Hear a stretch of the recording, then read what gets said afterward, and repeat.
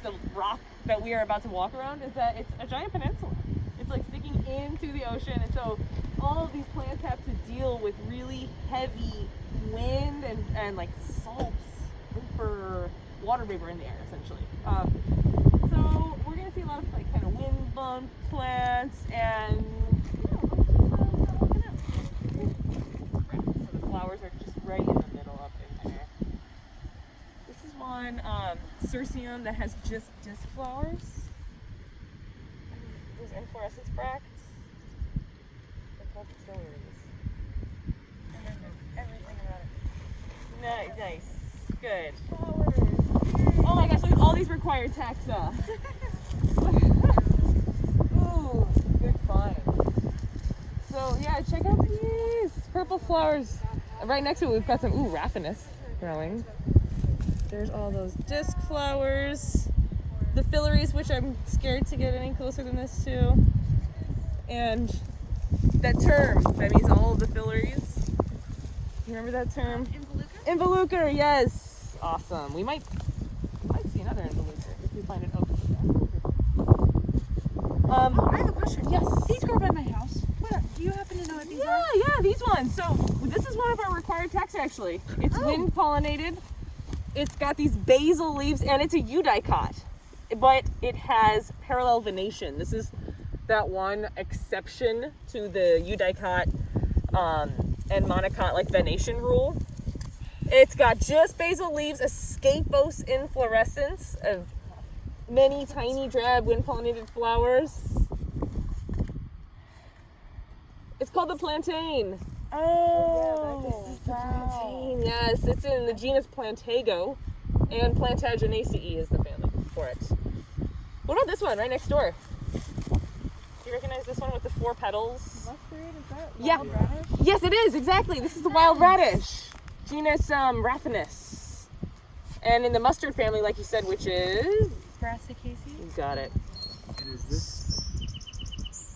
These are their little fruits. These are those lumpy indehiscent siliques. So that is one of the kind of unique things about Raphanus is that their fruits don't dehisce on their own. They stay like this. They stay indehiscent, closed. And they're kind of lumpy. That's also a trait of the Raphanus fruits. And, okay, well, there's also this thing right back here. The stolons of this. Strawberry! Yeah! Rosaceae. Exactly. And then the genus, what is it? Fragaria, you got it. Nice. This is our one with the stolons and the trifoliolate leaves. Not seen any fruits yet, but let's keep walking up. We have. Oh my gosh, just kidding. Let's not keep walking up. Yeah, the carrot. This is the carrot family. Actually, we haven't picked this up yet. No. We're gonna pick this up on Monday. This is So it's not my fault I don't know. Exactly. Yeah, you're off the hook. Yeah, this is Apiaceae. So a fun little preview. And the really distinguishing feature of this family Is the inflorescence. It looks like flat tops. Yeah, they are usually either flat topped or like perfectly like that, spherical. They're always a compound umbel. So there are these tiny umbels of lots of flowers, and they're all a bunch of them are all connected coming from one point. So it's like we kind of have multiple layers of inflorescent stalks here. Okay, so it's an umbel of an umbel of an umbel? It's an umbel of an umbel, yes. It's an umbel of umbels. Cool. Compound umbel.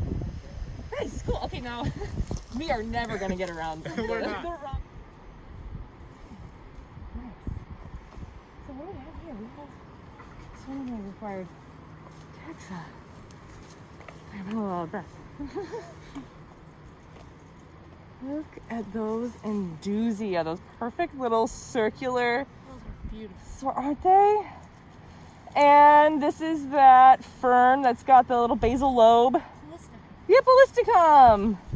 The sword fern. Love it. Right next to it, we've got this thing. We've got this thing happening right here. These. This is a crazy situation. Let me see if we've got. Oh, here's some younger ones. What if I told you that this colorful fleshy thing is actually sepals? That makes no sense. Usually fleshy things, right, that are attracting something to disperse their seeds, which there are seeds inside of here, are berries, which is coming from the ovary. This is one of those examples of an ecoberry, and it's the one with the outrageous calyx. Do you remember this one? If we had flowers, you would for sure recognize the family because flowers are urceolate. Do we have? Oh, those are different ones. Those are also cool. These are urceolate corollas. This is a member of Ericaceae. It's not madrone, but the leaves are very similar to that. And the fruit looks similar too, but in madrone, they have a true berry. And in this one, technically the ovary develops into a capsule. But yeah, this is one of those that I think at some point it was, there was a quiz question like, list all of the ecoberries, and one of them was Gaultheria. What's this one? Actually, here there is a little urceolate corolla right here. This crispy old thing that just fell off of the end right there. So that was like right there. Okay. About yeah. Okay. Yeah. So the thing that is fleshy here is actually the calyx. This is totally outrageous. If we want to see the actual fruit, oh, there's the seeds inside. We kind of need to remove that calyx, but this is one of those examples of an ecoberry. The common name for this one was Salao. Okay, well, there's another member of Ericaceae right here, actually, right here. Oh yeah, we got to come back to that too. Yeah. Almost missed that. But since we're on Ericaceae, this is another one that's like, ooh, well, is this another outrageous calyx? It's not. This is a typical berry. From an inferior ovary, though. We've got the pedicel right here. And, ooh, we have a little scar of where the sepals and the perianth were attached right here. Who's that one?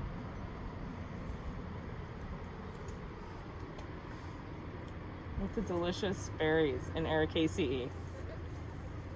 Mmm.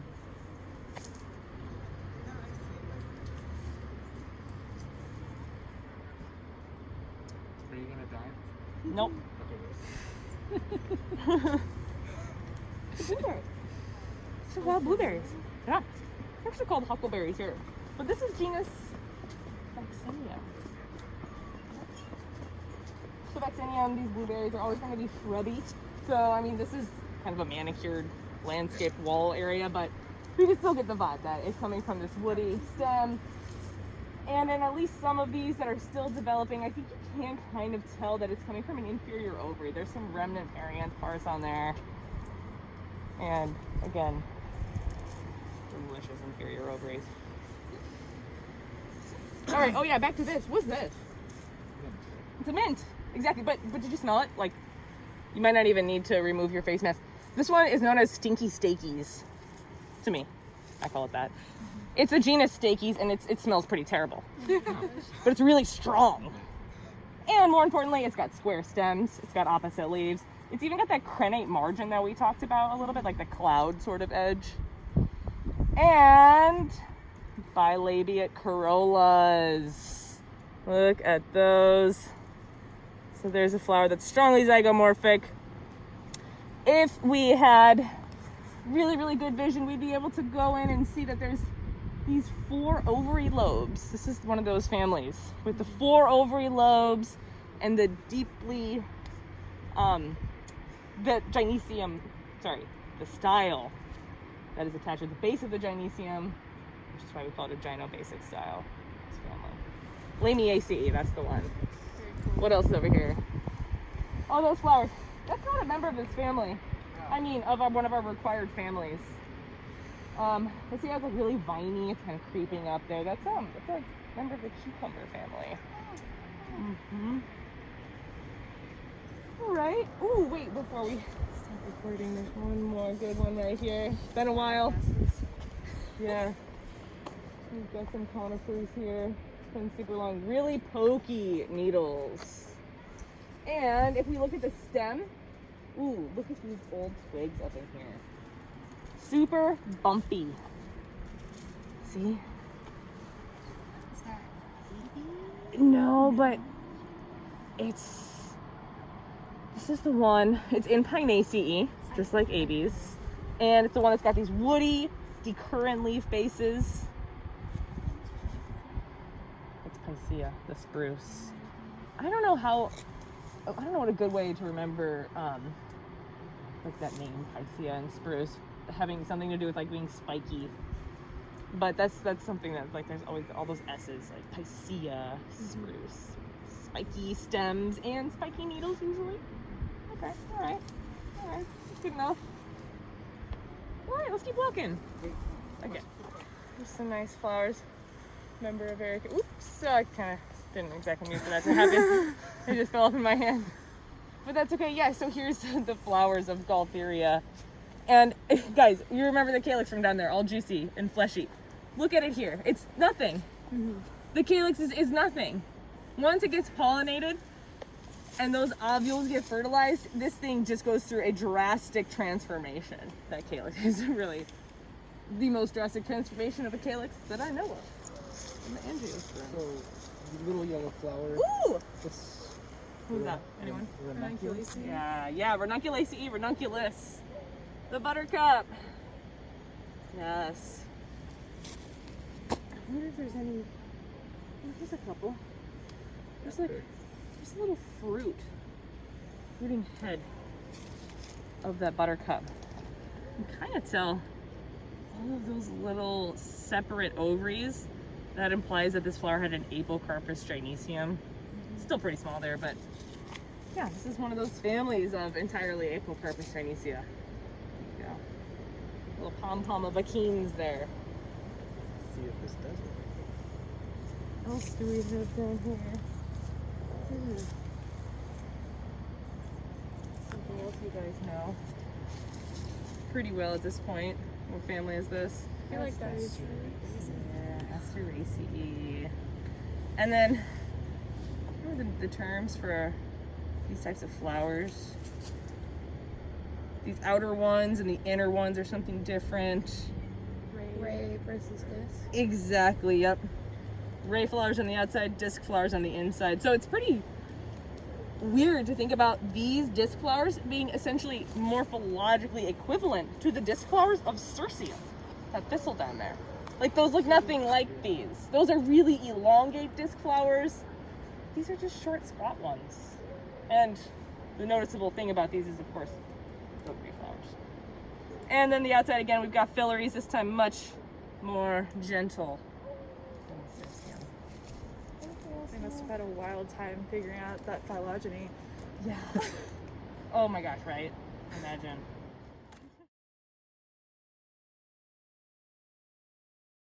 Invasive ivy. But right here, I'm not going to touch this. This is a bigger version of that leaf that you asked about earlier.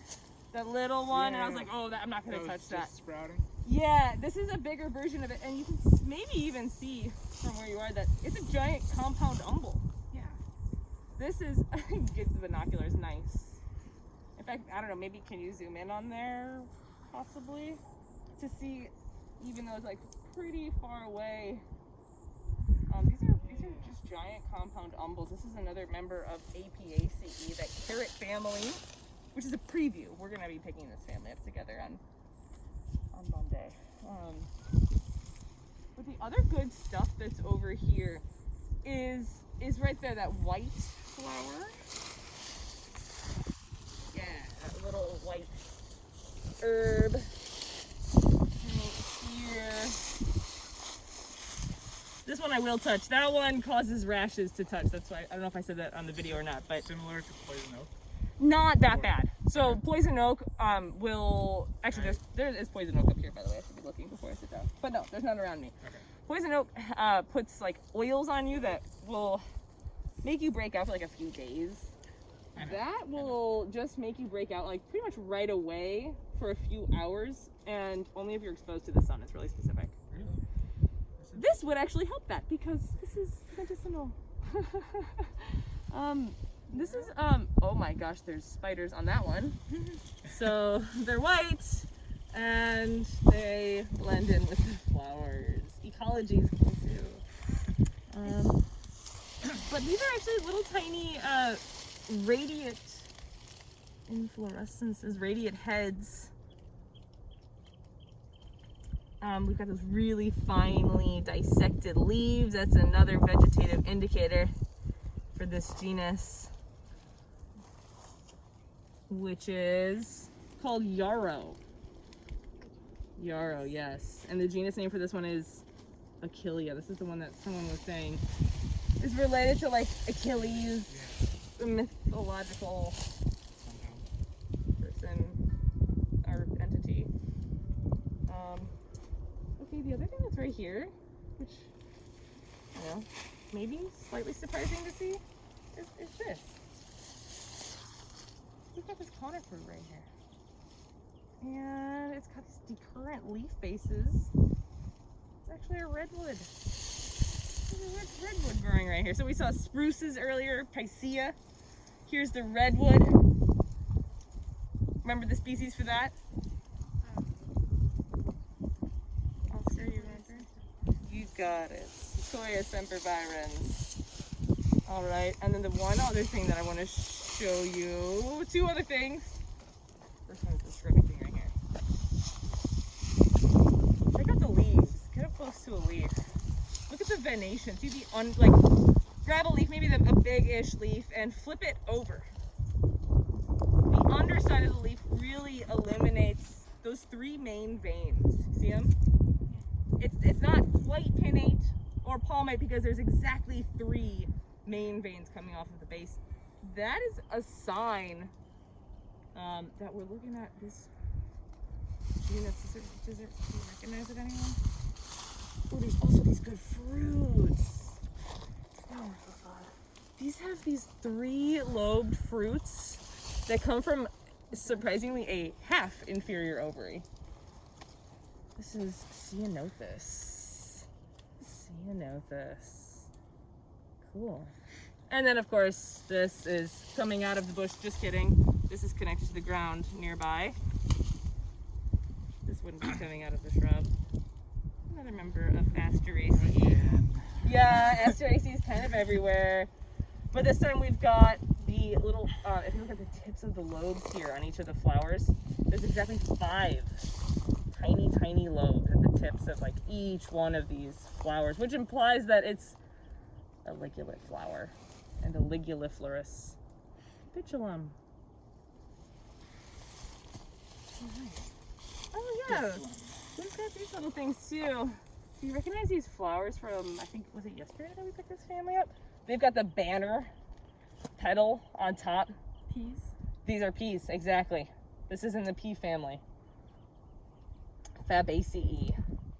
So for one of these flowers, it's got the banner up at the top. That's one of the 5 petals. And then the 2 other lateral petals here are called the wings. And then once I spread those wings apart, you can see this, which is petals number 4 and 5, which are fused into a, I don't remember that term. Keel? A keel, exactly. Do you know boats? Yes. Yeah. Okay, yeah. If you know boats, then hopefully you can remember that this is a keel. Apparently it looks like a keel. I don't know boats, personally. Yeah, kind of. But apparently that resembles a keel, whatever a keel is on a boat. All right. I think that's all I got to say about these. Cool. So, we just walked past. I should have stopped us back there, but we just walked past a different species of rubus. We'll probably see it again, but that one just had simple palmately lobed leaves. But this rubus, it has trifoliolate leaves. There's definitely 3 leaflets here, and it's definitely rubus because, like, it hurts really bad right now to hold. Ouch. And it's because there's these prickles all over the stem. Beautiful, adorable flowers. Very typical Rosaceae because we've got the many stamens, 5 petals, 5 sepals, and then check these out. Can you see these? Ouch. So each one of those ovaries, remember in rubus, they're separate from each other, and each one becomes. Do you remember anyone? A druplet? A druplet. Exactly. So that's why we consider this an aggregate of drupes. It's like a bunch of separate carpels. And I just love that the stage that these ones are at, because you can see like their old crispy stamens that are forming a cute little like bird's nest around what looks kind of like eggs, but those are just the developing ovaries.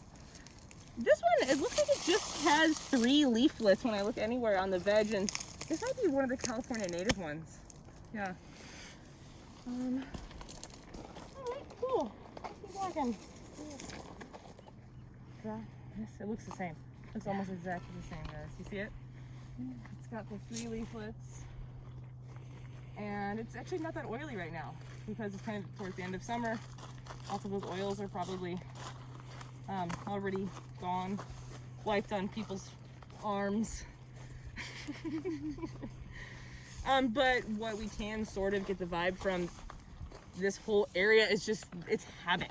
See those stems? Like it's really stemmy. It's a lot of times it's right in between a shrub and a vine. It'll kind of lie over, like on top of other plants, and it's really what's going on here.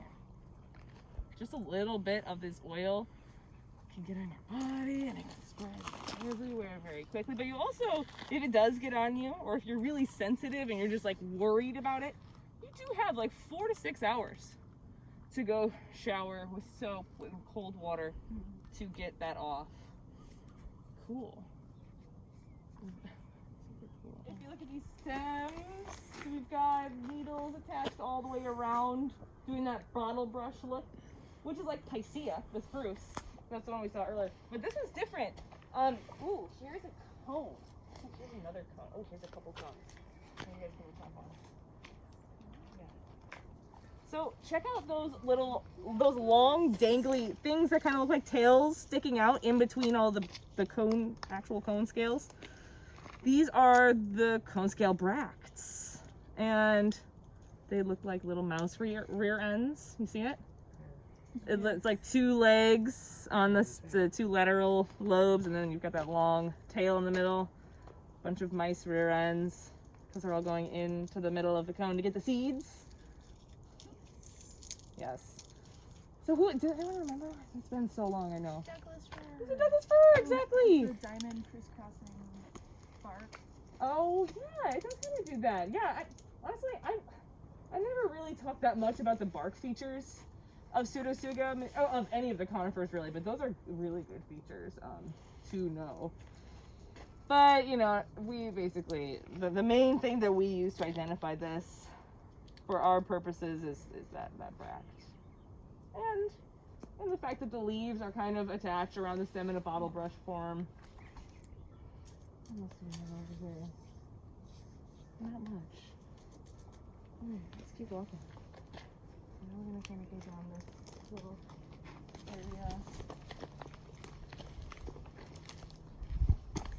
Surrounded by a bunch of poison oak, actually, to point out first in the video. Poison oak kind of right here, right there, over here behind me. Some ferns, but that's not why we're here for this beautiful orange flower, and we're not sure what it is, so we're gonna touch the stigma and see if that'll help us identify it.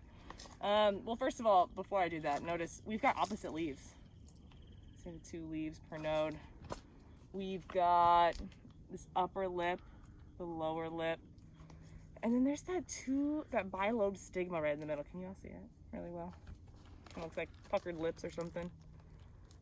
All right, well, I'm gonna act like the pollinator. I'm gonna touch it. We're gonna see what happens.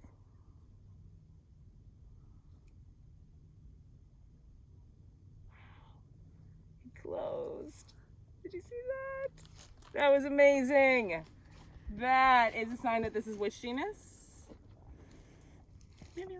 It's Mamulus. Yes, this is a monkey flower, and it has that interactive stigma. That was extremely exciting. Thank you guys. Thank you. I hope you got a good video of that. Yeah. Yeah, little tiny. Isn't the common name forget-me-nots? Yes. But what's the family and...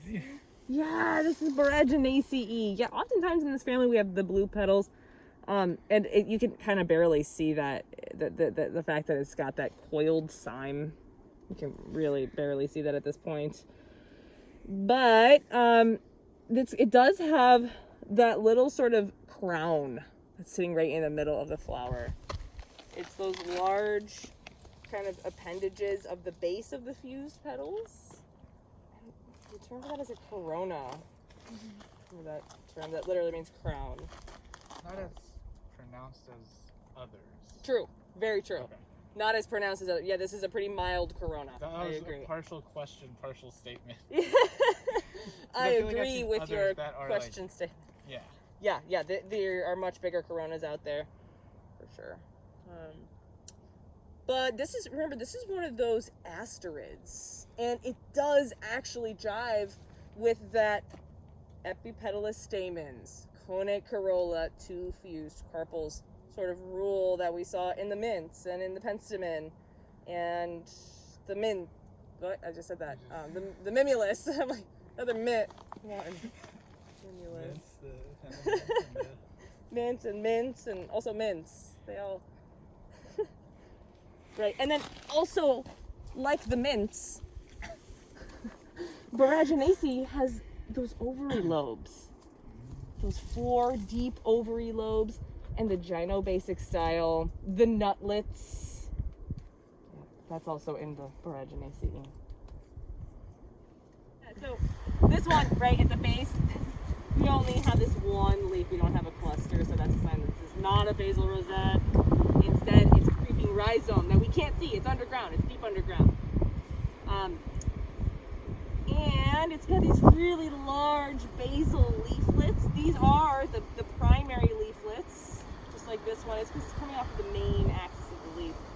That means that these are the secondary leaflets. This is like 3 times finitely compound. And it's got those wide basal leaflets, really wide, giving this whole leaf an equilateral triangle shape. Anyone remember? What's the name of this one? It's the bracken fern. You got it, yes.